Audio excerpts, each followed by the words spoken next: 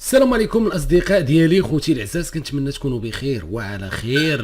معكم خوكم انوار من قناتكم وقناتنا انوار برو. اصدقاء ديالي، غادي نشوفوا ملخص مباراه المنتخب المصري اللي لعب المباراه ديال نصف النهائي امام منتخب انغولا، اللي كنا كنقولوا بان المنتخب المصري هو الوحيد اللي قادر ينافس المنتخب المغربي على كاس افريقيا للفوتسال.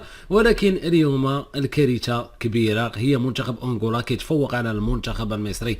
المنتخب انغولي اللي كان المغرب انتصر عليه بنتيجه كبيره جدا. اصدقاء ديالي، غادي نخليكم ان شاء الله تشوفوا الملخص ديال المباراه وانتم حكموا واعطوني الاراء ديالكم من خلال التعليقات. كنتمنى كل واحد فيكم شاف الفيديو يبارك لنا واحد لايك، بارطاجيو لنا الفيديو باش يوصل لجميع المغاربه في جميع انحاء العالم. اصدقائي الاعزاء، ما غاديش ديالي خوتي العزاز، كنتمنى الفيديو يكون نال الاعجاب ديالكم، كنتمنى تعطيوني الاراء ديالكم من خلال التعليقات. الناس اللي مازال ما داروش لنا لايك، ما كرهتكمش اخوتي العزاز، تباركونا على واحد لايك وتبارطاجيو لنا الفيديو باش يوصل لجميع المغاربه في جميع انحاء العالم.